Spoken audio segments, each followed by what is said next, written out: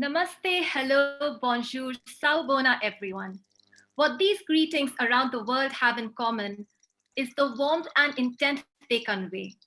You are seen, you are important to me, and I value you. Imagine being greeted with that intent every single day. We are extremely thrilled to have all of you join us from around the world. I am Akshayata, and joining me is Deeksha. Together, we will be navigating with you through these 3 days of this virtual retreat. I would like to thank the Heartfulness Institute for organizing this much required event to transform these extremely strange times to an opportune moment. I would also like to thank all our keynote speakers and facilitators who have graciously donated their time and have agreed to share their experiences and thoughts with us. Most of all, it's incredible that we have over 5,000 plus youth join us on this 3-day inward journey, where together we will traverse through a variety of inspiring talks, engage in some introspective and reflective exercises. And all of this is possible because each of you chose to be here. You made a deliberate choice to invest time in yourself. Gift yourself clarity of thought in this lockdown. Youth 2.0 actually came to us only a few days ago as a very humble idea to facilitate a safe space, a virtual retreat of sorts for youth to address their longing for personal growth, for adoption of a healthy lifestyle, as you and I vacillate through an otherwise very fluid and dynamic situation. To enable this, Heartfulness Institute has brought together a variety and a diverse set of exemplary speakers who will share with us their thoughts, their views, and approach. But before we really get into the trenches, I think it would be a good idea for us to find out a little bit about each other through what we are going to call this virtual icebreaker. Over to you, Diksha. Thanks, Akshayata. And once again, I would like to thank all of you for being here, for choosing to be here when you could be doing a million other things. So over the next 3 days, you're bound to be exposed to a lot of different opinions that our experts will be sharing. But we thought it was fitting to start with your opinions on a few questions that we've put together. We would love to hear from you. And how we're going to do this is through another platform called menti.com. You will see the instructions for this on your screen right now. All you need to do is use your phone. If you're streaming on your laptop, you can use your phone to log in to menti.com and enter the passcode that will be visible on your screen.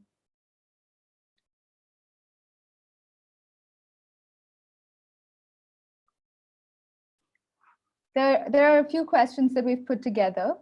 And once you choose your answer, you can immediately move on to the next question. We'll give you 5 minutes for this activity, and we'll project the code on the screen.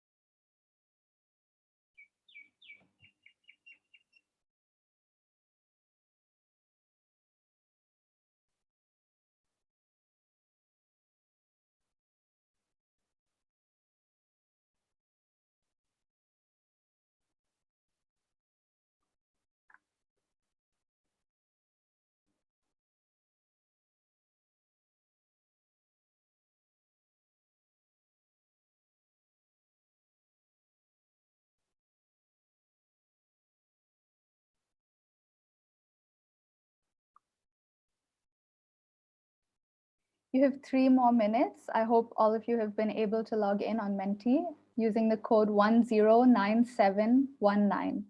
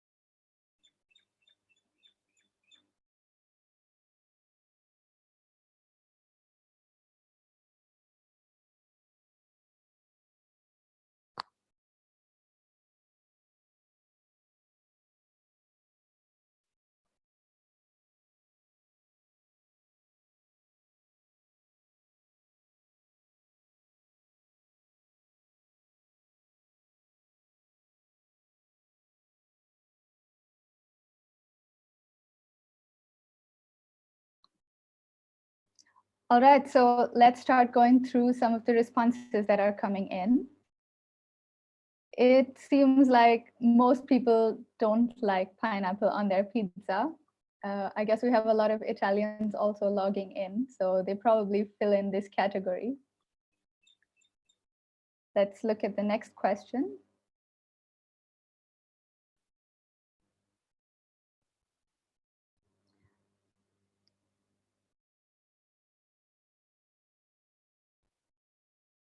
Oh, wow, look at that. Netflix seems to be doing really well during the lockdown.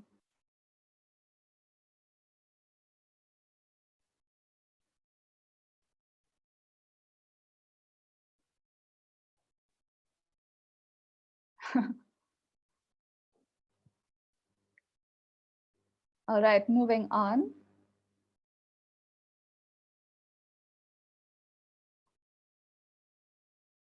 We have quite a polarizing question here with no option for both and neither, but it seems like we have a clear winner.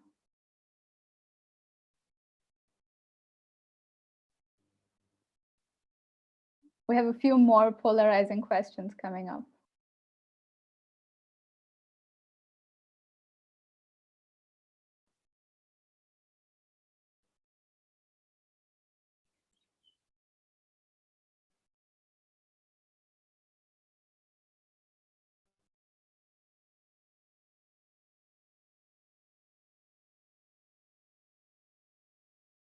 Let's look at the next question now.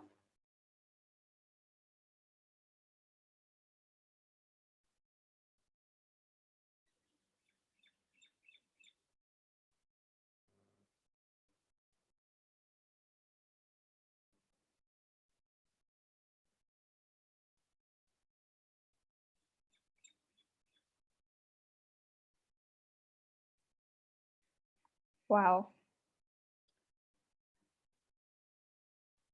So many things related to Tom and Jerry. Most of them are childhood, fun, funny, friendship, love. I think I even saw cheese somewhere there. I understand what that person means. That's how I learned that cheese is supposed to have holes in it.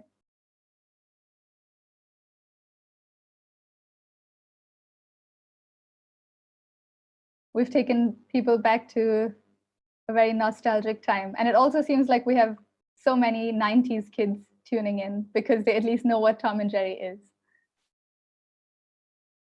All right, let's move on.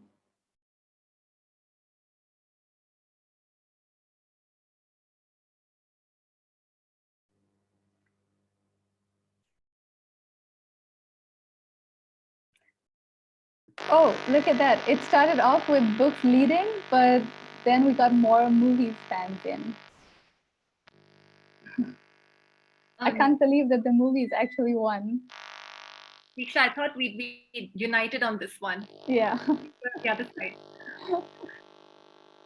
All right, let's see what else is up to surprise us.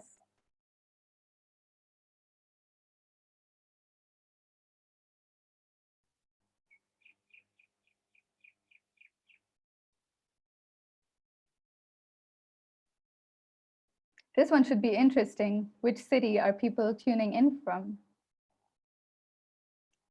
I see a lot of Indian cities here.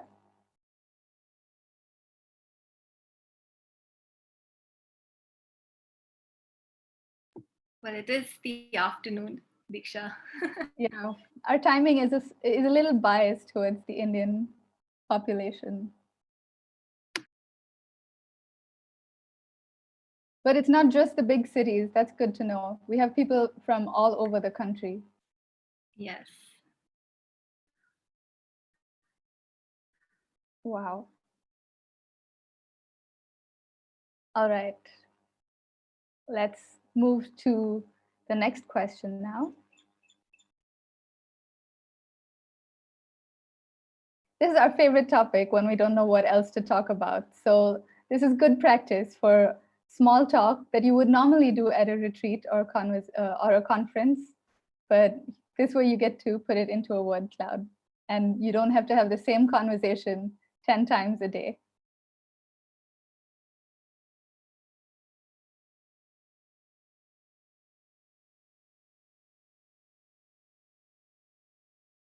So many words to describe weather. Who would have thought?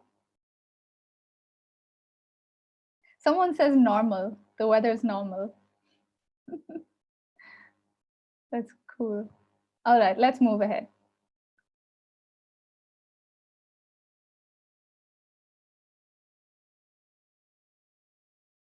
This is the one I'm most curious to see. What do you hope to learn from this retreat?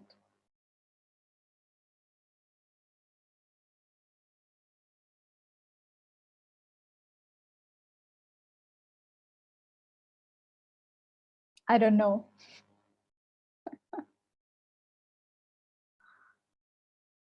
Entrepreneurship, time management, discipline, peace. I like how love is Right at the center. quite frequent. Yeah.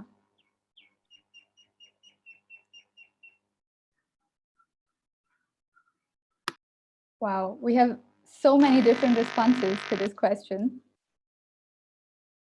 I really hope that over the course of the next 3 days, we will be able to address some of these things that you hope to learn from the retreat. Let's move ahead now.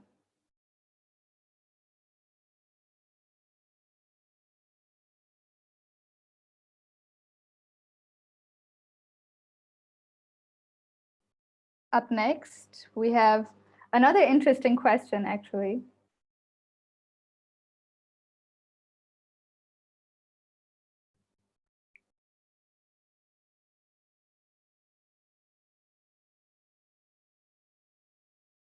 How would you describe yourself in one word, Akshayta?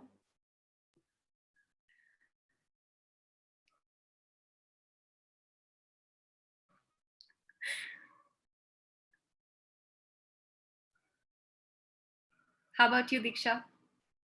For me, I think I would say relaxed because people call me lazy, but you can spin that into a good thing.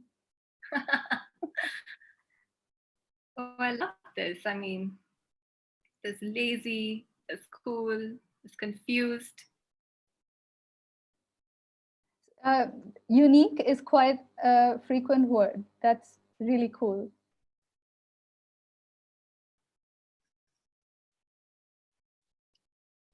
Calm, calm, cool, and lazy. That's our youth population for today.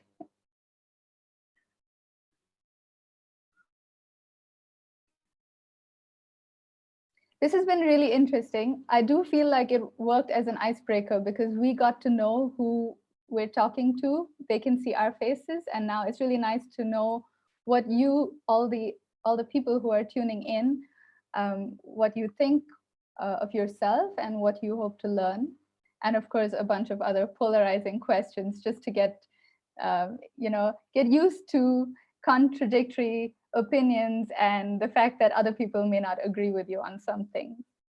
So let's get back to our session.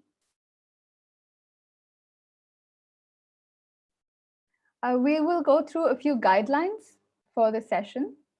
The first one is that we strongly recommend using your laptops for streaming this session and keep them charged, as this is quite a long, a series of different speakers and sessions and panels that you'll be going through. The other one is that you can, of course, use your phone to engage in the polls on menti.com, but don't use your phone for streaming while it is charged, while it's being charged. The second is that there might be parallel sessions happening where we break into two different rooms, like in a conference. In that case, room one would be streaming on this same link, whereas the second parallel session would be on the same page, but you would have to scroll down to find it. Next, we recommend that you keep a diary or a notebook along with a pen and note down some of the thoughts that you might have, something that might occur to you while you're going through these sessions, because you might have inspiration just in the spur of the moment, and we often forget what happens in a retreat once we leave it. So this way, at least you hold on to those thoughts and your experiences, at least for a little while longer. Now, apart from these technical guidelines, we also want to think about what sort of attitude we would like to have here, what sort of environment we want to create. And so I want to introduce this Zen concept of emptying your cup.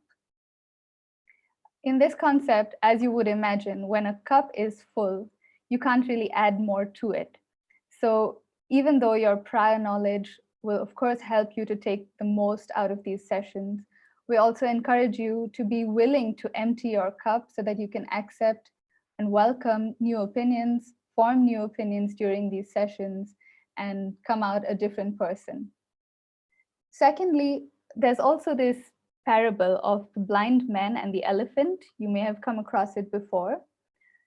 It speaks of four blind men who were feeling an elephant and trying to figure out what it is. And one of them near the trunk was sure that it was a tree, while the other one, who was closer to the tail, was sure that it was a snake. And it is this assurance and confidence in their opinion that led them to argue among each other, when, of course, in reality, neither of them was right, and no one could see the bigger picture. So I want to, this just draws to the point of all of us on some level are like these blind men. Neither of us knows everything. So it's best for us to uh, be aware of this fact and be respectful of different opinions that we might encounter. Be respectful of each other. Feel free to share your comments. There will be a comment box open. We will share the code with you during the break, and you can add your suggestions and feedback there, but please do so in a respectful and constructive manner. The next is, of course, we want to create a safe space. So apart from just talking about these things, I welcome you to join me on an exercise so that we all feel interconnected and be present in the moment and start off the session after that. So I invite you to close your eyes, sit comfortably. You can put down whatever you're holding and be completely relaxed. You can even take a few breaths to relax yourself.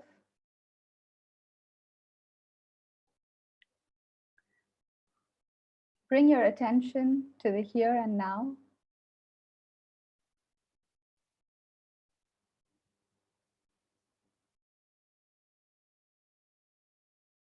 Bring your attention to your heart.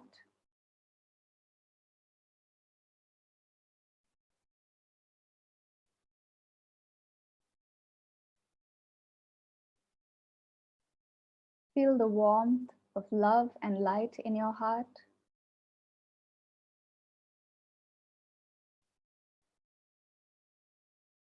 It's a gentle energy that already lies within you.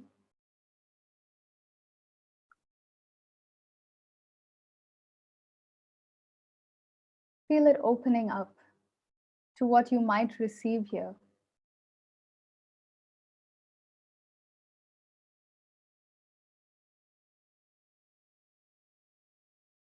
Now feel your heart connecting to the hearts of everyone else who is attending this session with you. There are so many of us present here from across the world. We are all connected to each other.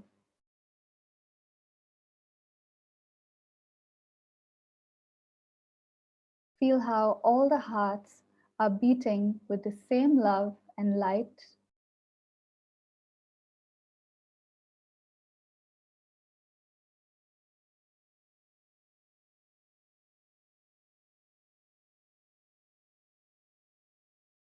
This interconnectedness feeds into your own energy too. It makes yours stronger.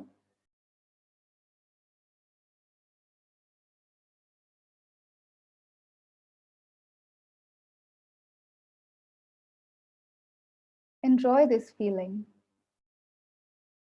Savor it.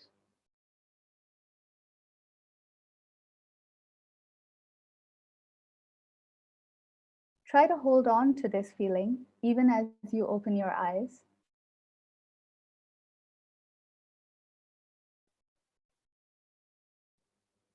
Gently open your eyes and hold the silence for a few more seconds before we move ahead.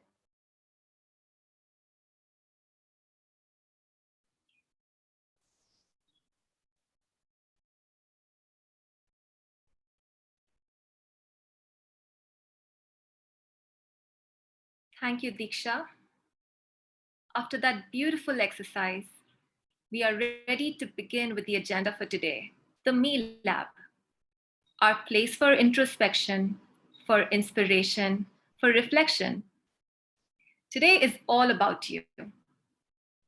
You know, they say we are our harshest critics. No matter how hard we try, we often fall short of our own expectations. We are kind to our friends, even strangers. We praise their efforts, celebrate their successes, reassure them when required when they're feeling low and despondent. But what is our latitude of acceptance to ourselves, to our strengths, to our shortcomings? As much as we try to be a good friend to other people, it is important that we are a good friend to ourselves. Self compassion, self love is key. The good thing is, the field of me is also where we have the most influence. So while we may not have control on all these ultra complex phenomena in the world, or the interactions and the complexities we face when we are speaking to friends and family, what we do have the power of is the power to change our own mindsets, our own habits, our lifestyle, our attitude. That's why we are in the lab today, to course correct ourselves, to recalibrate ourselves, to be inspired, and to throw ourselves to working on our favorite subject, me. In this lab, we are the experimenter, we are the subject of the experiment, and we are the outcome. On that note, let us kickstart this conference with our first sessions titled Story of You and Decoding Yourself. We have with us two exemplary speakers and distinguished professionals in their stream, Dr. Meenu Tiwari and Mr. Harpreet Ban. Story of You will be led by Dr. Meenu Tiwari, who is the Associate Professor of International Development at the University of North Carolina. Dr. Tiwari is a member of the Research and Advisory Committee of the Institute of Small Enterprise Development in India and has served as a consultant with the United Nations Industrial Development Organization, the World Bank, International Labour Organization, Asian Development Bank. She has several accolades to her credit and is also a widely published author in journals of international repute. Dr. Meenu, such a pleasure to have you here with us today. Our other parallel session, titled Decoding Yourself, is a practical self-awareness approach session by Mr. Harpreet Ban. As a certified Adizes Associate and Vice President, Mr. Ban leads and develops businesses in India and Middle East. Mr. Ban is an avid practitioner and trainer of heartfulness meditation. Thank you, Dr. Meenu Tiwari and Mr. Harpreet Ban, for joining us today. requesting the participants to join the session that they would like to in the next 5 minutes. So we will have Story of You by Dr. Meenu Tiwari on this link. If you would like to attend Decoding Yourself by Mr. Harpreet Ban, you will find another Facebook link on the same page as you scroll below.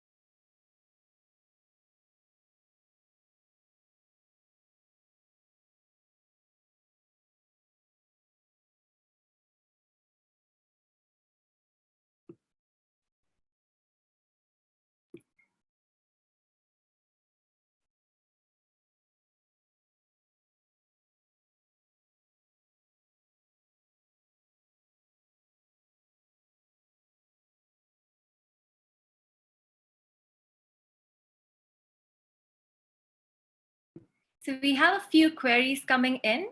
So we have two parallel sessions right now.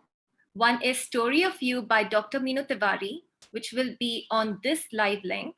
If you would like to attend Decoding Yourself by Mr. Harpreet Ban, you need to scroll down on the same Facebook page where you will find another live link.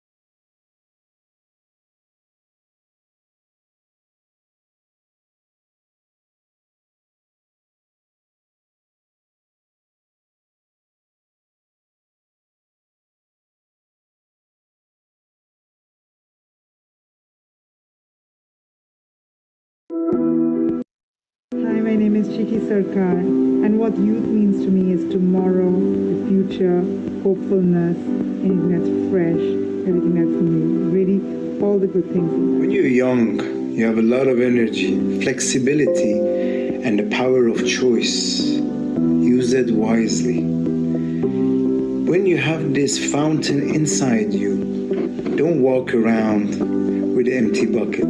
Youth is the absolute fountain of energy, our future. That's why my biggest hope. And everybody. Youth for me represents the potential of humanity. In a lot of ways, it also represents the next chapters of the human story. It is a chance for us to right our wrongs. Bye. I'm here to tell you that, in my opinion, and in my experience, youth is a time when you plant seeds. And whether you plant those seeds purposefully or you plant them accidentally, those seeds still become what your life is all about later on. So it's better to plant them with full awareness and intent. Youth is a very important part of life. Youth is for building up. When you don't enjoy in youth, but you work to make yourself stronger and you make yourself more knowledgeable, that is when the beauty of life comes out. The full fruits of life will see through and you will flower as a being. Youth means vitality and idealism to me. It lends an opportunity for a better, promising future. So I think of hope, I think of energy, I think of passion, of infinite possibility, of opportunities that are boundless, of leaders of the future, of shapers of a much more hopeful world, and stewards of our future. It's just to be open to experiences, to be open to new thoughts, and to be open to people most. Namaste. To me, youth means opportunity and responsibility. Thank you. So youth, as your seminar says you, so it was me few years ago, as my gray hair will tell you, when I was full of hope, excitement and energy. Means unadulterated idealism, unfailing enthusiasm, and therefore limitless hope and possibility for the future. Welcome to this 3-day youth seminar of inspiration, imagination, and motivation.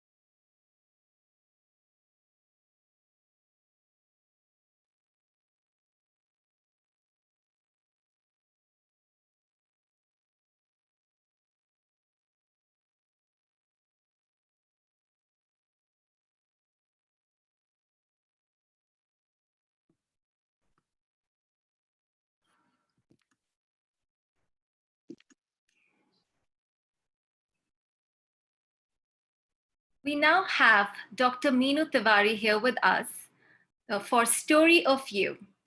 Dr. Meenu Tiwari is an associate professor of international development at the University of North Carolina. Dr. Tiwari is a member of the Research and Advisory Committee of the Institute of Small Enterprise Development in India and has served as a consultant with the United Nations Industrial Development Organization, the World Bank, International Labour Organization, the Asian Development Bank, the Inter-American Development Bank. She has several accolades to her credit and is also a widely published author in journals of international repute, such as World Development, Competition and Change, Environment and Planning, Oxford Development Studies, and Global Economy. Dr. Meenu, such a pleasure to have you here. Over to you. Thank you very much. Akshata, that was a very generous introduction. It's a great pleasure to be here today and to host the session. So are we ready to start? Or are we giving our youth a little break? Whatever you say, I'm ready to go. And if you're ready to go, then I'll have my slides on this. Absolutely ready to go. Wonderful, thank you.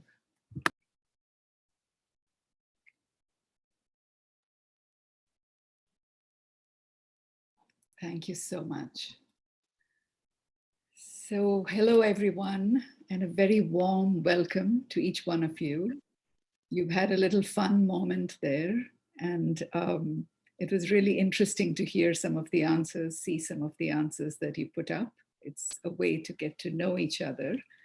And I've been introduced, so I won't tell you any more about myself, but I just want to say that it's really wonderful to be able to host this session for you. I do want to say that, you know, we are meeting here at a very unique moment. It's a singular moment in our times where this global pandemic due to COVID-19 has upended life the way we knew it. It's brought the globe to a halt and grounded all of us in our homes for our own safety. The future is certainly uncertain, but what it has shown us, besides the frailty of life, it's shown us the importance of the interconnectedness of human life, both in terms of the experience and the responses.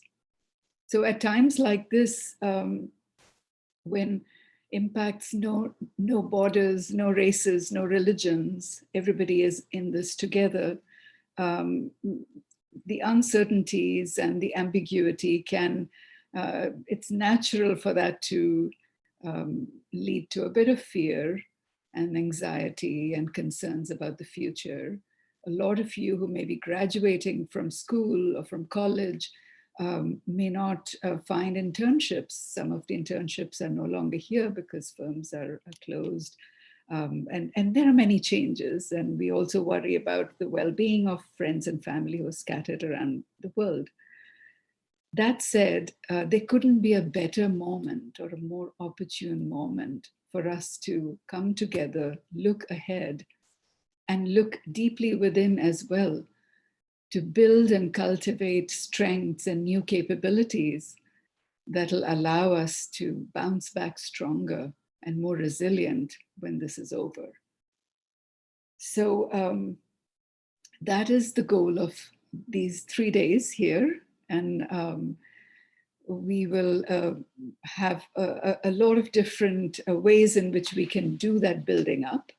But in this session, I want to make a beginning by inviting all of you to take a more candid and deeper look at where we are in our trajectories in our lives, where we want to go, what prevents us from getting there, and what do we do to get past some of these barriers that keep us from being who we want to be. It's also setting the stage to create the safe space that Akshata and Diksha spoke about, where we can be ourselves and in a way let some of the veils fall. So that said, I'm going to move forward. This is what we have planned for the next 40 minutes. The first exercise is meeting ourselves. So we will talk a little bit about ourselves through a set of questions. Then we'll analyze those answers and use what is called the Johari window, which is a very popular lens to analyze our inner reflections and to draw out insights from them. And then we will play what is called a frame game, or mind frames is what we call it. The point being that how we frame something really shapes what we do about it. So if we want to tell our story in order to move forward, how we are telling ourselves that story will make a big difference to what we do as we take our next steps. So we'll have a little exercise there. And then there are a couple of questions about who's responsible for what happens to us and for what we feel. So we'll go back to Kafka and look at the parable of Before the Law. It's a very short story, and we'll bring that in here. And we'll close by a very uplifting sort of path forward, which is to say that the key is in our hands. And in fact, we can design our own destiny, as Daji, the Global Guide of Heartfulness, tells us. So we look at what that means and how that happens.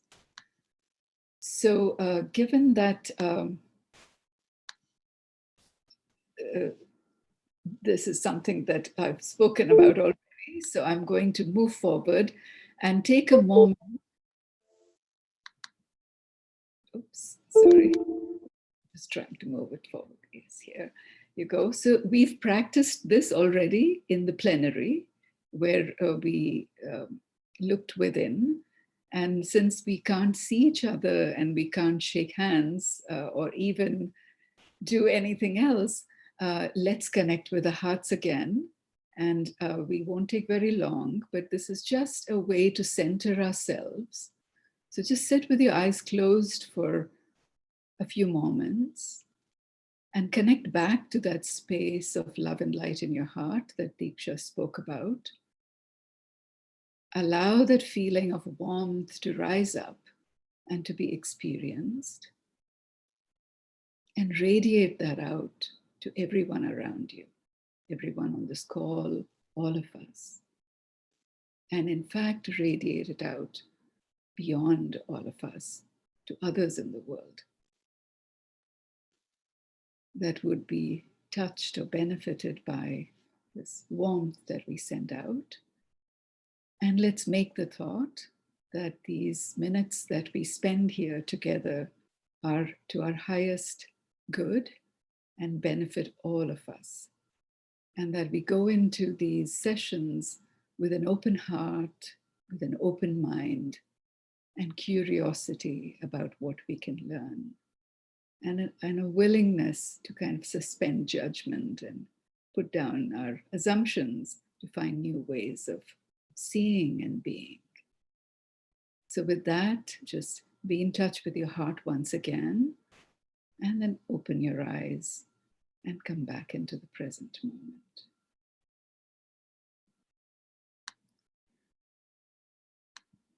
So we'll begin with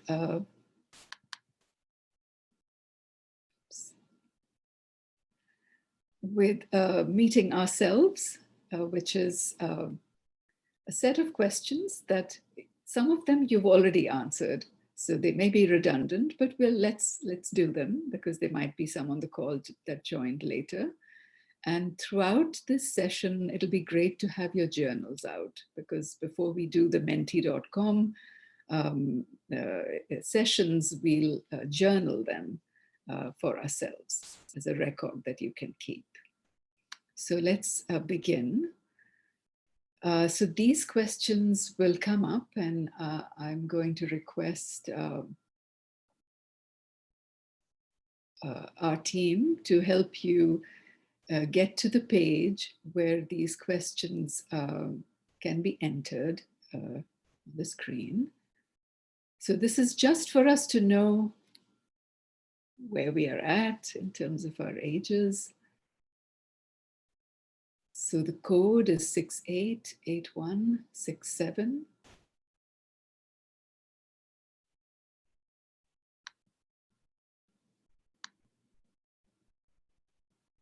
And you can just go to menti.com, enter the code,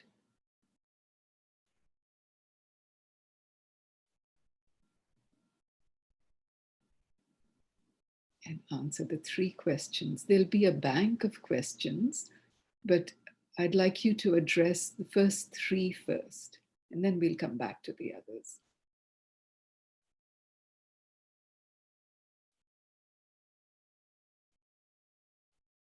Right, so here we go. We are mostly in the 20s, all the way from 19 to 26, and some of us, it's well distributed. So some of us are in our late 20s, and there are some who are very young and might be in school. Great, so welcome everyone.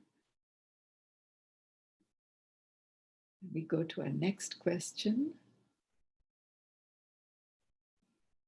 So this is just to get a sense of where we are at.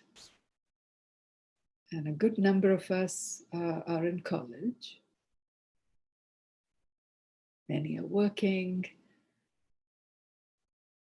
and some are in school. Wonderful, thank you. Let's move forward to the next question. And so we talked about what you wanted to get out of this in a word cloud. And let's see what comes up here, that you want to analyze yourself, gain a deeper understanding of myself, to know myself better, discipline setting, some motivation, goal setting, self-introspection, explore my inner self, calmness, know myself and learn, improving my mental state and well-being, lots of learn about myself, self-betterment, open to everything, calmness, time management. Excellent. Thank you. And then I think we have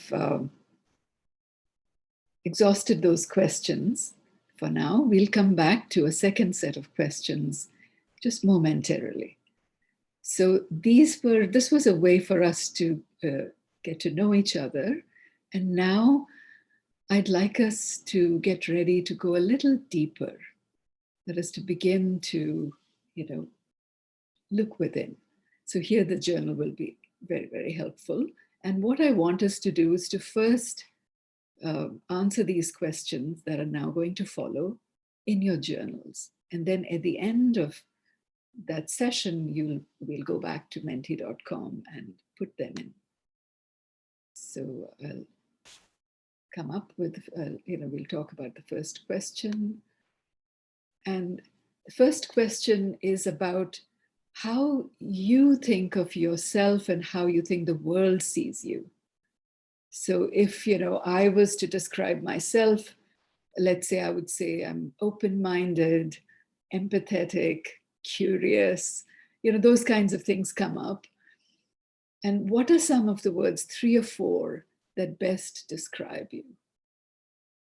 So just take a few moments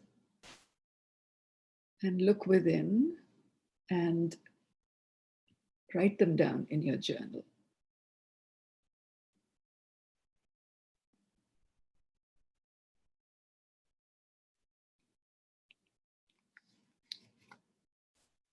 Right. So now we will go to the next question. So we all have a mix of traits, some that we like, some that we don't.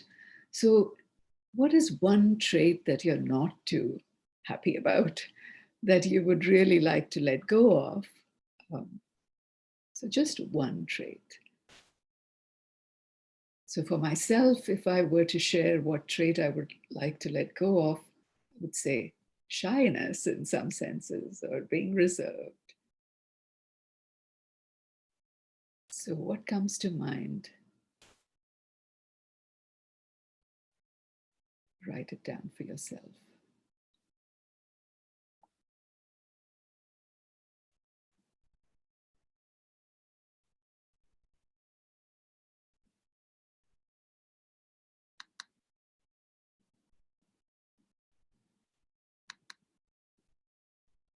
Then we go to the next question. And here the question is a little different. And that is that sometimes we have traits and habits, tics, if you will, personality tics, that we are not aware of. And so sometimes we can be really surprised when somebody comes up and says, oh, this is what you have this trait in you. And that can be both positive or it can be negative, which we may not have been aware of, but somebody else has seen. And so we may be surprised by that observation. So for example, in my own case, I would say that when I was given how reserved I sometimes feel I am, I was a bit surprised when friends said, "You're so spontaneous." So I was very happy to hear that, but I was not aware of that. And the negative part of it had to do with judging, which I thought, I don't judge, but then somebody experienced it.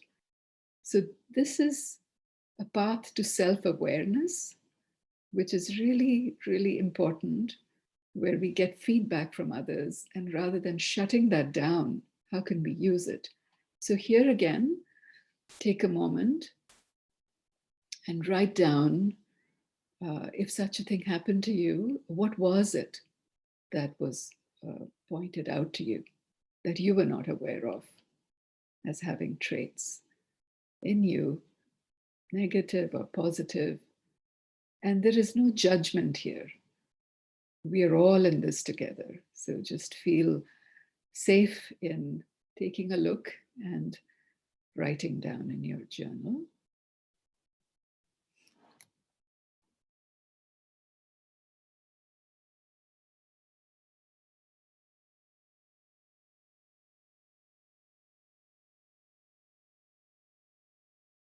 Right, so we go to the final question. And this is aspirational, this question.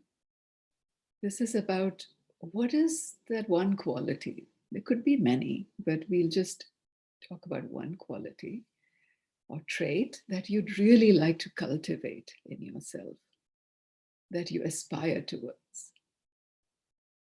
And here again, if I were to share my experience, I would really love to be the same inside and outside, you know, nothing to hide. That's a quality I would love to get to. So whatever it is that comes up for you, please write it down.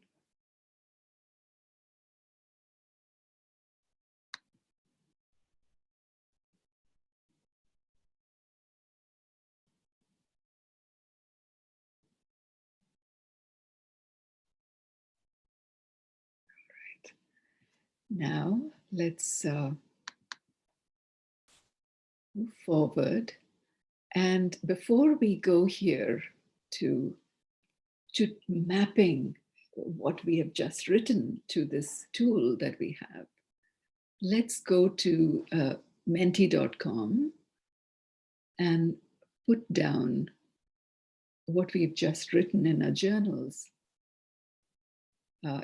as responses to the 4 questions that'll come up. And this is all anonymous, so we will not know, and they're all word clouds. So just feel free to use this code 170556.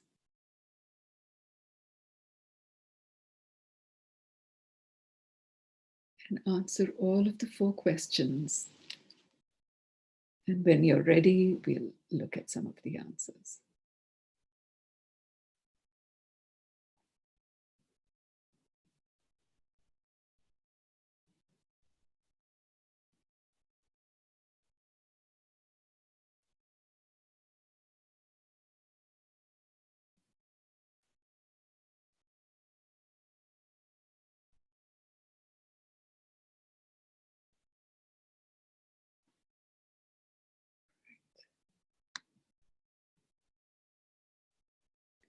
So let's go to the first one and see words that best describe you. Empathetic, open-minded, calm, funny, that's wonderful, friendly, introverted, many of us are, sensitive, lazy, that's very candid, but that too many of us are, and cool, passionate, unique, smart, caring, creative, humble, honest, emotional, kind. You guys are a great group. Wonderful. So thank you for sharing, and then we'll move to the next one.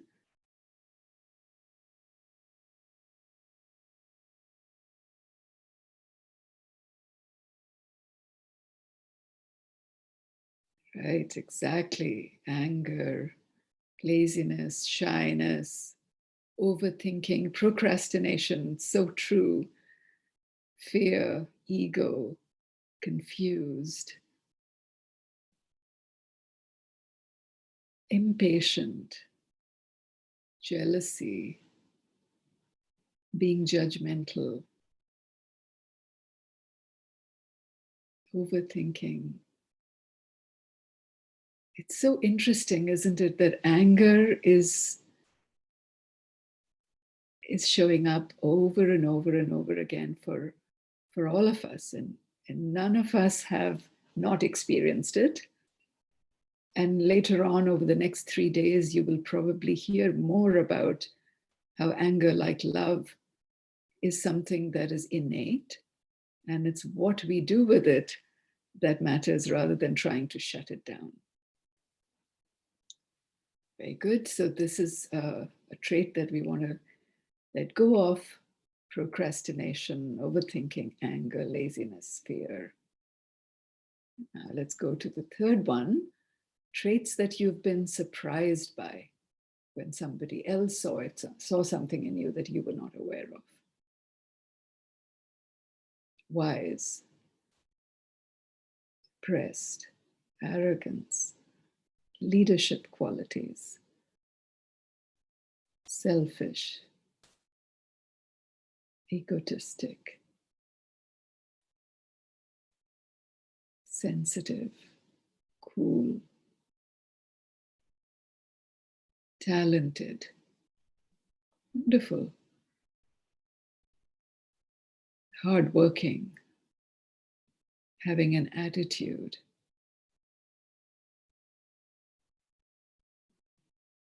understanding, creative, leadership qualities, sensitive, judging, reserved, somebody said no, so they haven't been told of a trait. Thank you, very good. So this shows us, before we move to the next one, this shows us that it's not just bad stuff that people point out, that they could, but they also talk about appreciated qualities that we may have that we could nurture.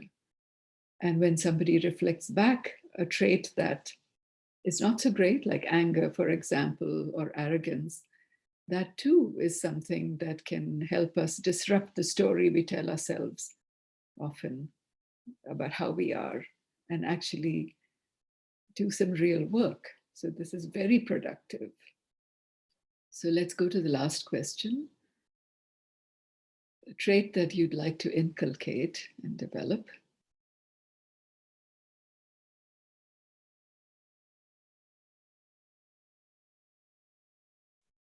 Discipline, confidence, focus, simplicity, leadership, love, good listener, acceptance, wonderful, courage, calmness, open-mindedness, hardworking, self-discipline, confidence. So focus, confidence, discipline, all very similar characteristics. And living with a confident heart is something that you're going to get out of these 3 days. So that's wonderful. Acceptance as well. Thank you. So this was really wonderful to see. And I really appreciate your openness to playing along. So now let's see if we can go back to the presentation, how this maps onto the Johari window, which many of you may have heard of it, some may not have. So Joseph Loaf and Harry Ingham were the developers of this window, which is widely used by leaders in management circles, in self-development circles, in all kinds of places. So it's an interactional self-awareness model or tool where we are mapping feedback and disclosure. Feedback that we get from others, and disclosure meaning what we tell others on a high to low scale. And it gives us a 2x2 matrix. And it's a very good tool to kind of mirror and map our feelings and experiences, knowledge and attitudes and skills, intentions and motivations as well, in relation to others. So we come to know a little bit about how we are with others or in a field. And so let's move on and see what this looks like. So this is what it looks like, the 2x2 matrix. So at the top is what is known to me and what's not known to me. And on the x-axis is what's known to others and what's not known to others. So quadrant 1 is called the arena, and that is the free space or the open space where there are no secrets. Nothing is hidden there. Everything is out in the open. So I know what I know, and others also know that. So when we have a condition like this, there is better understanding. Communication can be a little easier because people are not scaling walls of hidden agendas. Things are out in the open. And the bigger this quadrant is, the easier it is for us to be more with ourselves as well as with others. So if somebody is like an open book, or like what I had said was my aspiration to be on the outside what I'm on the inside, then this quadrant would be very large. And also people who can communicate well with others have this quadrant as very large. So that's quadrant 1. Quadrant 2 is our blind spots. So the questions that we asked, were you surprised when somebody said you have this trait and you were not aware of it? And those are our blind spots. And they can come about not only because we don't know about them, but we may not want to go there. We may not want to acknowledge certain parts of us, or it may be too hard for us to deal with certain things. For lots of reasons, we have this arena where feedback from others is what helps us see this part of us. But the fewer our blind spots, the easier it is for us to have encounters with others that don't then surprise us. So blind spots can be something that can trip us up. And so the goal is for this quadrant to shrink over time. Quadrant 3 is what I know about myself, but others don't know. So this, again, for lots of reasons, we may have good and bad traits or good and bad aspirations. I mean, good aspirations and some, difficult ones that we may harbor that we may not be willing or ready to share with others. So it is like somebody else is one way on the outside and a different way on the inside. So this is also the mask or the whale. This quadrant is also known as the mask and the whale. And here we decide whether to let somebody in or not. So again, the larger this quadrant is, the more secretive a person is, and harder it is to, for them to be out in the world in relationships, even with themselves. And the fourth quadrant, number 4, is the unknown. This is what I don't yet know about myself, and others don't either. So you can think of this as the subconscious, or you can think of this as a superconscious or superconsciousness, things that we strive towards. This could also be undetected or underappreciated or underdeveloped qualities in ourselves that we haven't been able to develop yet because we haven't had a chance to express them or grow them, or haven't had the training to be able to, excel in them. So this arena indicates work that we can do on ourselves in order to grow. So again, eventually this becomes smaller and smaller, but because the unconscious can never disappear, it's really about exploration. This arena is about more and more exploration. The more open-minded we are, the more we're willing to explore and develop. And as things develop, they go into quadrant 1, or they could go into quadrant 3. But you can move from quadrant 2 to quadrant 1 by asking or eliciting feedback from others, because I don't know enough and others do. And people have ways of checking in often. And you can go from quadrant 3 to quadrant 1 by telling others, by letting them in on some of the things that we are struggling with or that we harbor within ourselves. And as I said before, that all the movement is towards a bigger quadrant one. So this is a bit of a description, which I've gone over. It just tells us under different conditions, what might happen, what these kinds of places are about, but there's no need to spend more time here on this. So if you notice the questions that we asked ourselves with those 4 questions, the first question about how would you describe yourself, sort of in ways that others also might know, goes to quadrant 1. And then quadrant 2 is probably something, quadrant 3, question 2, which is about a trait that you're not so happy about, could be that that trait is hidden at the moment, or it could be a trait that you're not aware of. But here, because we asked ourselves about traits that we are aware of, it's probably from quadrant 3. And then quadrant, the third question that we asked about, were you surprised when somebody gave you feedback about a quality, goes to quadrant 2. It reveals our blind spots. And then aspiration often is in quadrant 4, or that's something that we want to, grow and enlarge. So having looked at this, this is a great tool that we can play with at any time, with ourselves, with our friends, with others. I'm just trying to move forward. Somehow not. Okay, here. So what does it mean? Like, what's the so what here?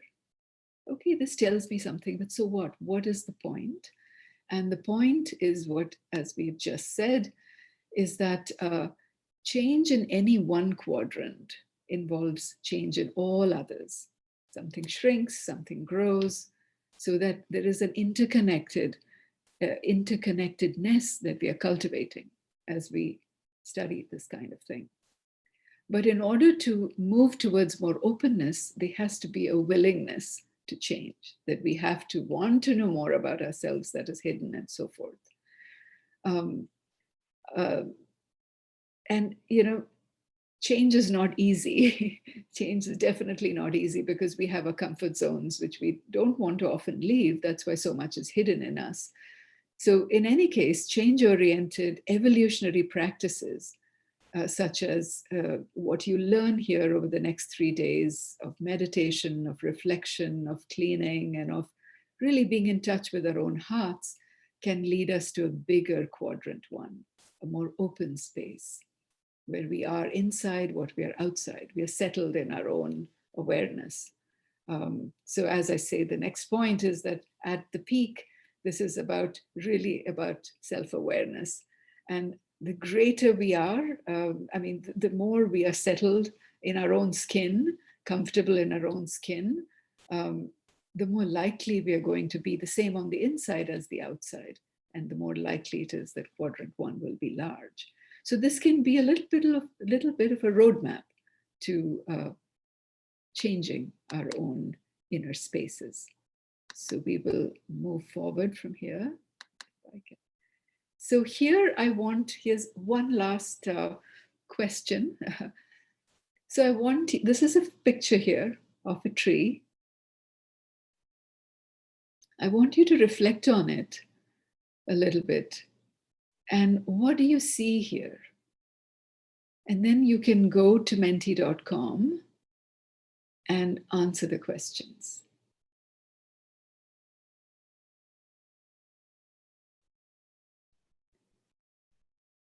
So here is what was evoked in you by seeing that image.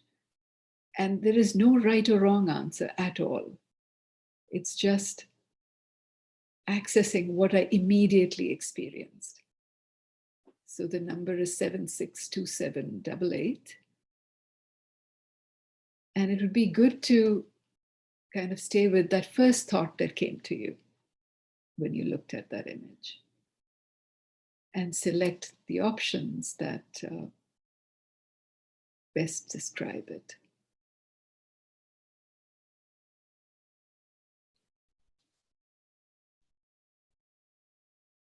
Wonderful. So here you can see that how we see something, the same thing, can be very different, both at different times in our own lives and amongst different people. So a lot of people saw that tree as beautiful. It had no leaves, it was shorn. It could also be seen as dead because it didn't have anything in there. And so a lot of people saw it as dead. And then it was in monochrome, it was a gloomy picture with shadows on the ground. So gloomy is another very legitimate response. And artistic, some saw symmetry in it, and others saw resilience. That is, it's still standing. It has no leaves. It may be weak or dead, but it is still standing. And maybe a time will come when the leaves will return. So there is no right or wrong, but the point here, and we'll return back to our, I mean, it's very interesting, the parity between beautiful and gloomy, very similar, and between dead and resilient, similar also. So let's go back to the presentation and move on. Oops. So you had those answers that you saw, that it could be any of these things. And the point here is, oops, I need to go back one slide. Yeah, the point here is these mind frames that we are talking about is all about the story we tell ourselves. What is the story we are telling ourselves about what we are seeing and experiencing in our life, about the circumstances of our life? And as we just saw, that there can be very many different stories that can be told for the same circumstances. So we sometimes find ourselves very stuck. And in a way, the point of this exercise is that that stuckness itself is a frame. That if we just step back, like that elephant that Diksha was talking about, the blind man and the elephant, we might figure out a bigger story that need not be the one we have been carrying with us all the time. So it's a hopeful kind of place to be, to recognize that these are mental maps. This is what my mind is doing to me. The second point I want to make with this exercise is that, you know, how we frame something really shapes what we do about it. That is, if we want to frame a problem, the way we frame that problem will determine where we will go to look for the solution. So in the COVID crisis, how different cities and economies are framing the problem is pushing them to looking for solutions in that way. And, you know, same as with our lives. So we go forward to the next slide. And here I want to, again, let's go back once. And here I want to have us walk through a few exercises. We, of course, cannot talk, but you can make a note of it in your diaries, in your journals. And the credit for this exercise, this whole set of exercises on mind framing, comes from Surit Sehgal, who is a heartfulness trainer. And he recently had a workshop where he used some of these. And so these examples come from that workshop.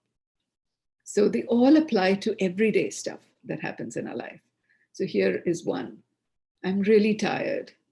I have too many deadlines. And this can be if you're a student. It can be if you're in college. It can be true if you're working. You know, my boss doesn't understand and they dump all these things on me. And the circumstances these days are anyway stressful and I still have all these deadlines. And it tires me out. I'm really tired. So it's not problematic. to state this. If we really are tired, and if we think that these too many deadlines are making me tired. But if there is a subtext of blame here, that if only my teacher would give me fewer assignments, if only my boss would understand, if only XYZ would happen, I would not feel tired.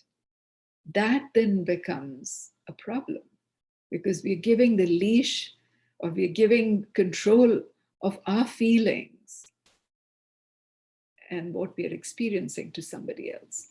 That you need to change in order for me to change. When, as Leo Tolstoy has told us, that everybody wants to change the world, but nobody thinks of changing themselves. So the only thing we can really do is change ourselves and take responsibility for our own feelings.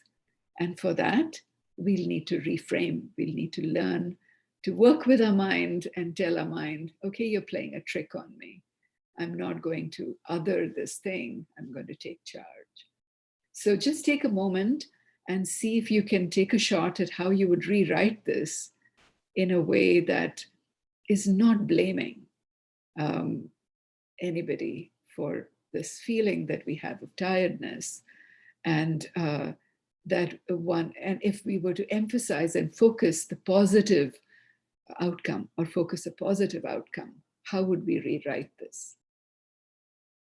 So I'll just give ourselves a minute to just take a stab at it. And then we can see the answer that Suraj came up with.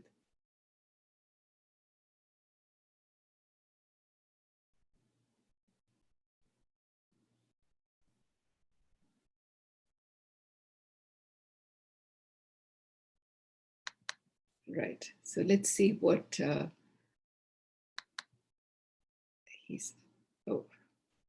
right. So here's one example. This is not the only way to reframe it.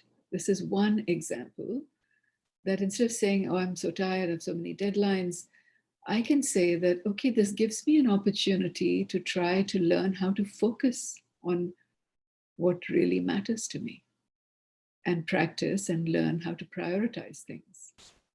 Maybe I can't give equal time to everything, and having too much on my plate is a chance for me to practice a different way of being. So here we are focusing on a positive outcome, prioritizing, learning how to prioritize, and focusing on what's essential. Sort of telling myself, I don't have to give equal time to everything. It's a decision I make on what to prioritize. So here's one example. The other is,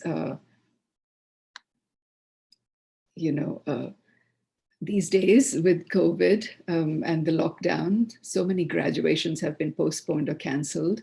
So, okay, can we go, how do I go back?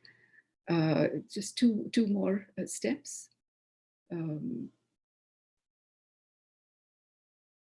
Okay, yeah, I will just talk about this as an example. So here's somebody whose wedding was postponed, graduation I'll come to in a minute, and they were going to marry somebody who was in another country, and they can feel all lost and sad about it, but they can also say that we have the opportunity to get to know each other better in this time in creative ways and not be burdened by all the stress of this wedding. Then let's look at the graduation story that, oh, it's so awful that my graduation got canceled. The silver lining is that I got to spend time with my family. But see what we do here when we silver line. When we silver line or say, at least I got to spend time with my family, it is subpar, not good enough, just barely enough. I'm trying to salvage the situation. And it minimizes what is. I mean, it distorts and diminishes the opportunity to focus on something more positive. So here is an example that because my graduation was canceled, I was able to focus on thoughtfully reaching out and checking in with people who truly shaped my education. So this is Suraj's answer. to this reframing. You could all reframe it in your own ways, but the 2 points that are really important here, that we don't want to at least, or we don't want to focus on the silver lining or the at leasting, because it takes away from what we already have on the plate. And then instead, we want to focus on, these things that are helpful, genuine, and lead to a positive outcome in our everyday life, which means we can get a lot of practice doing this. And it is, so the point of this whole exercise was what I said earlier, how we frame something shapes what we do about it. And much, much more importantly, it unmasks the problem of not taking responsibility. It forces us to take responsibility. So we can blame, we can lament, and things will never change, because that only leads to, a whole spiral of problems. But if we take responsibility, things can change. I had that experience with my workplace when I first came. I did very different things than some of my colleagues, and I kept thinking I missed the city I came from, and I wanted to be somewhere else, and I kept looking at what I didn't have. And then an event happened where I saw an event happened where I arrived late, actually, for a graduation ceremony, because I miscalculated something based on not wanting to spend too much time around some of my colleagues. And it was such a juvenile way of thinking. And the chair of the department, they introduce all faculty to parents, was on the stage ready to introduce the speaker, and saw me enter, came back to the lectern and introduced me. And I just, that was like such a turning point. Like it was such a noble thing, in a way, such a wonderful thing that he did. And here I was making him do that in the middle of this big graduation. And in that moment, I realized nothing is wrong with my environment at all. It's my thinking where I'm looking somewhere else. And it fell away. The minute I was able to take responsibility, it fell away. And I have the most wonderful set of relationships in my workplace. This experience happened a long time ago, but you can see how taking responsibility can only make things better. And that's the only thing that we can do. So moving on, and I know we have deadlines here, but I'd invite you to think, with your friends, other situations that you could reframe or look at. So I want to talk about, there are two more things before we end. I want to talk about this one thing called constriction. We can also call it restriction. We can also call it being stuck, not able to have room to maneuver, not have agency. So we really, rebel against these constrictions. We want them to go away. We want them to stop. But what we don't see is that there's a purpose behind them, and that they make us stronger. And I want to give you a story, share a story about this pupa, this larva that was in a pupa that was going to become a butterfly. And there was this person who used to walk past that tree where the pupa was on his everyday chores, and noticed how the stages were evolving. And then he noticed that the pupa had become transparent, and he could look within, and he could see that it was no longer the caterpillar. The caterpillar had indeed become a butterfly, but the pupa was still holding. It was more and more transparent, but it was still there. And he could see the butterfly trying to move its wings and, against that constricted space of the pupa and not be able to. And he saw this for a while, and then he couldn't take it anymore.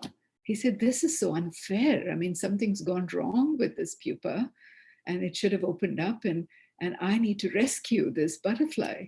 And so the next time he walked past, he brought a pair of scissors and he cut open the pupa in order to, with his mind, thinking the butterfly is going to take off and fly and be so grateful for what I did. And instead, the butterfly falls to the ground, never to ever fly. And if you look at science, what science tells us about these stages, it tells us that the goal of the purpose of that pupa stage, the constricted stage, is to push the blood from the body of the larva, or now the just turned butterfly, towards its wings, so that the wings can be strengthened and made stronger so that it can really fly. And that it's not a problem. It's not that somebody's locked them in. It is nature's way of strengthening them. And that's truly what happens with each one of us. And I would say, from my own experience, I would urge you to look at your constrictions, your stage of constriction or your restrictions when you don't feel you can move as much as you'd like to look beneath that, to see what is the lesson here? What am I being taught? What am I learning? Where have my muscles to be strengthened? My inner muscles or otherwise. So the constriction stage is a stage of growth. It's actually a gift. So with that, I want to come to the last part of this session, which is linked to this idea of responsibility and the framing and all the things that we've talked about so far. Who holds the key? Who is it that holds the key to our own growth, to our own ability to change? Firstly, we have to have the desire and the interest to change. And if that happens, we can move to the next step. But we quickly encounter lots of problems, barriers, other people who come in the way, and then goes the blame game starts. But it's really important for us to understand who holds the key to us being who we want to be. And the story is, the answer is we, ourselves alone. And I'll tell you the story from Kafka. It's called The Law. This is from the book, The Trial, which is a wonderful book, but incomplete. And there is this parable, very short story, where there is this villager who comes to know that there is this gateway that's opened up to what is called the law. So he doesn't describe what the law is, but you can think of it as something higher, as enlightenment, or even the higher courts, that is justice, however you want to see it. It is something ennobling, something that takes us to a bigger place, better place. So the word goes out that the gateway is open to, so if we can go back to that image, the gateway is open and this person wants to go. He wants to go to the other side. So he walks up to the gateway and wants to cross. The gateway has no door and he can see the light coming through it and he wants to walk in. But then there is this guard there. There is a guard, a gatekeeper standing outside the door or the doorway. And he's actually not armed. He doesn't have any arms or anything. He's just there. So when the person who wants to go through sees the gatekeeper, he halts, he pauses and asks for permission that, can I go through? Can I go in? And the gatekeeper says, no, you can't, not yet. So he says, will there be a time that I can go in? He says, possibly. He doesn't commit. So as you see in this picture on the left, this person sits down and waits to be given permission to move to this higher place. He waits and he waits and he waits, and it doesn't come. Each time something or the other is told to him by the guard. You know, there is fear, there is temptation. There's fear in the sense, oh, there are many more guards inside. There are dangerous places inside. I don't know, but it's possible. Or temptation, wait for the right moment, you know, various kinds of things. And he waits. Ultimately, he's close to dying. He waits all his life. And he doesn't walk through that open portal of light. And when he's dying, he asks the guard, so who will you let in through this door? And the guard says, no one, because this door was meant for you and you alone. And the man dies and he shuts the door, which means we don't need permission to change, to evolve, to move to a higher place. The key is in our hands. We become like prisoners in our own prison, and we give the key of that prison. We lock ourselves in and give the key to those around us. Every time we blame or every time we don't take responsibility, we are in our prison and we've given the key to somebody else, the key to change to somebody else. So with that, I want to bring this to a close by saying that if we want to change, and if we know that the key is in our hands, we can design our destiny. We can kind of navigate these paths that seem all very uncertain and so forth. So you will hear a lot more about this when we talk about meditation later on today and in other days, on other days. And you'll be told, sit with your eyes closed and look within. And you may ask that how is it that just sitting with my eyes closed for a few minutes each day, how is this going to help? How is this non-action, in a sense, going to transform me? How is it going to give me the purpose of my life or reveal the purpose of my life and change my destiny? And the global guide of heartfulness, Daji, whom you will hear from, later today, says that just try and see for yourself. And he talks about these 4 evolutionary principles that help us design our destiny. And the first principle is that we can only change it if we are in the present. If something bad happened to us in the past and we live there, we are not in the present, we are not available for that change to happen. So you can't change what's already happened. So if we stick with it, we are also not changing our feelings and ourselves. So change can only happen in the present is the first principle. The second principle is that we create our destiny by how we think, the architecture of our minds, the mind games, remember we talked about, and all of those things. And by how we make judgments about what we want, what we don't want, what we like, what we don't like. So this is the opposite of acceptance, where acceptance is not just passive sitting there and whatever happens, happens. It's not that. Acceptance is, okay, this situation is like this. Then we can think about what to do about it. But if we resist constantly and refuse to even accept that we are in this situation, we can't go to the next step. So the second step is what our mind is like and how we think. And because the mind is such a big driver here in the second principle, the third principle is that we need to work on our mind to make it such that it allows us to look forward and to change.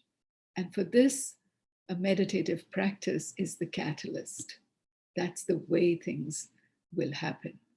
And the final point is that once it happens, once we are able to change ourselves from within, the change goes from inside out, then we include others as well. It's not just about me. That if I change, even in a minuscule way, something in my environment changes. And so it is about a collective good. It is about not just me and mine, but something bigger than me. It's about a process that can influence and change the direction of humanity. And coming back to the story that I mentioned about my colleagues and how I was keeping aloof, once my veils fell, I didn't tell them anything. I just changed my thinking, and everything changed. My experience changed. My, in a way, take on how everything was changed. And they didn't change. They were just the same. I changed, right? So we have that opportunity, each one of us, to follow these principles. And with that, I bring this session to a close, and I want to thank you very much for your patience. I may have gone over time a little bit, but thank you. And I hope this meant something to you and provided some insights. And we don't have time for questions, but I would love for you to journal it.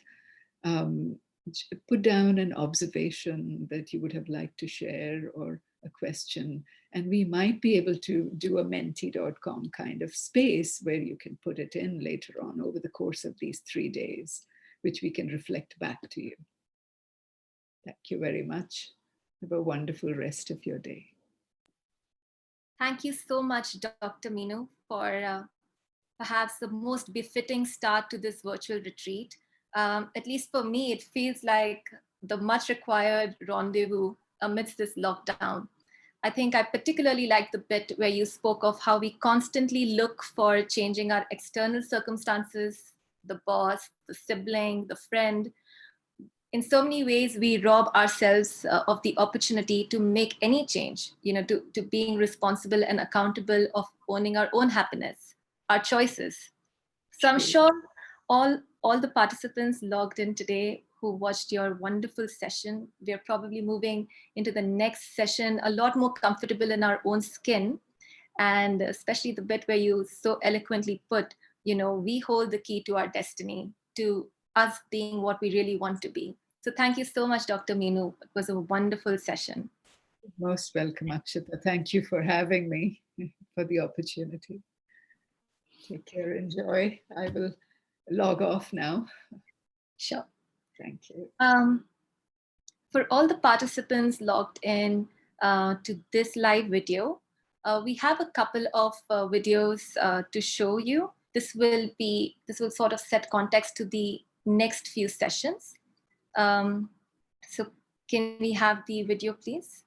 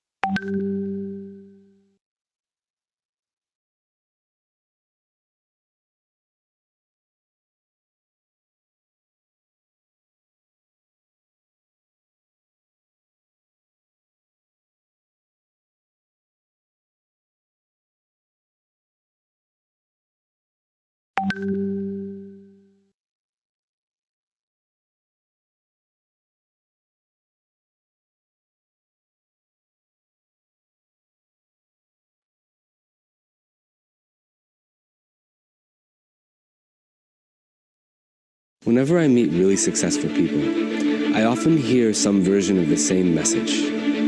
This message is simple, and it goes like this. No matter how many accomplishments these individuals accrue, no matter how much wealth they accumulate, or how many possessions they have, they still tend to encounter feelings of dissatisfaction, restlessness, and boredom. Great achievements are not easy to come by. The beautiful vacation home, the prestigious education, the enviable car. These individuals have worked hard for these things. They sacrificed. They exchanged them for... But are they enough? Every one of us at some point has experienced the frustration of setting a goal and then reaching it, but then only to have that high wear off. When a person earns and is still not satisfied, it only shows that money can't be the ultimate thing that they reach that ultimate goal. No amount of success is going to be able to quench that inner restlessness. I meet really successful people. I often hear some version of the same message. This message is simple, and it goes like this. No matter how many accomplishments these individuals accrue, no matter how much wealth they accumulate, or how many possessions they have, they still tend to encounter feelings of dissatisfaction, restlessness, and boredom. Great achievements are not easy to come by. The beautiful vacation, the prestigious education, the enviable car. These individuals have worked hard for these things. They sacrificed. They exchanged them for their hard-earned money, for their time, for their energy. Beautiful things and accomplishments are no doubt satisfying and enjoyable. But are they enough?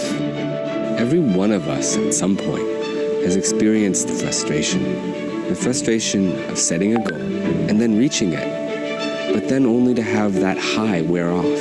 When a person earns and is still not satisfied, it only shows that money can't be the ultimate thing that they can achieve in life. What goal can we set for ourselves that is more permanent? The ultimate goal leaves us with no need for anything else after we achieve it. We are perfectly content. Until we reach that ultimate goal, our soul will not be satisfied. So what goal can we set for ourselves that won't bring about these common side effects? The ultimate goal is one that leaves us with no need for anything else after we achieve it. One that leaves us perfectly content.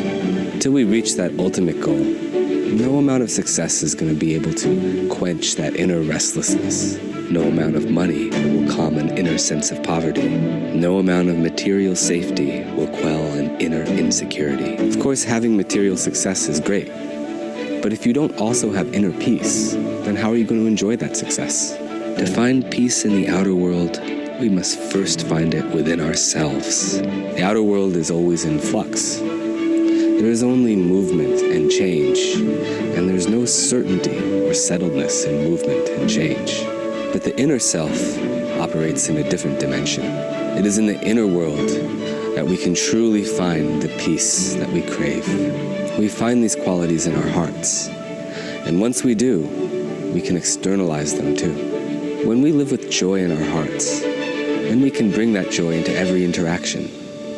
When we live with wonder in our hearts, we bring a sense of openness to each new experience. When we live with stillness in our hearts, we don't have to pursue tranquility in our environments. We bring tranquility to our environment. When we're truly living from the heart, it doesn't matter which environment surrounds us, because we're not waiting for the world to fill us up. We're not out to capture joy or finagle meaning. Instead, we become the ones who create beauty around us, who cultivate meaning, who radiate a sense of abundance in everything we say and do. The most significant transformations that we undergo in life always originate within ourselves. They happen when we're able to quiet our minds, quiet our thoughts, dissolve our egos, at least to the extent that we can hear the signals from our hearts, which will then continue to guide us. When the heart is at peace, the mind is at ease.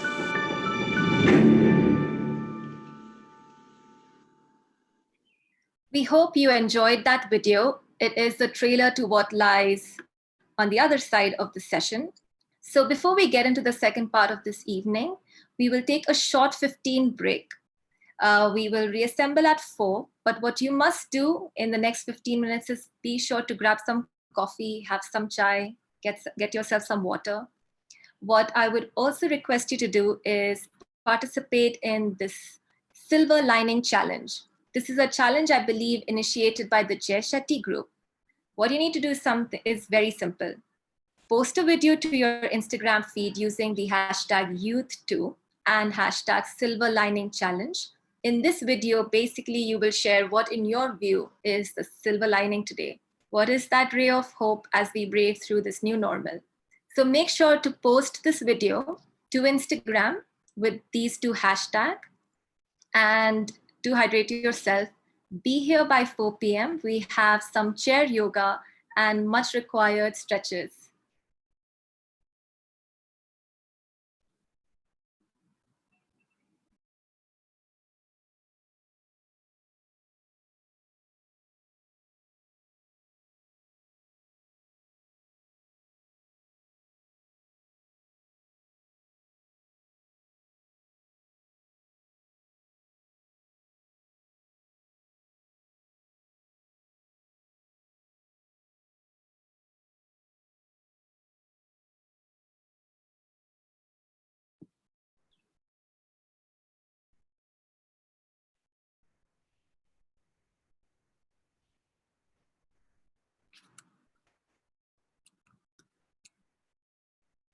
For those of you who missed the announcement, we have a 15-minute break until 4 p.m. Do get yourself something to drink. Also, we would like you to participate in the Silver Lining Challenge. This is a challenge initiated by the Jay Shetty Group. What you need to do is record a video of yourself where you're sharing your views on what is the silver lining in today's times. What is that ray of hope as we brave through this entire situation? So you've got to record this video and post it on Instagram with the hashtag Silver Lining Challenge and hashtag Youth2. We will assemble at 4 p.m. for a short session on chair yoga.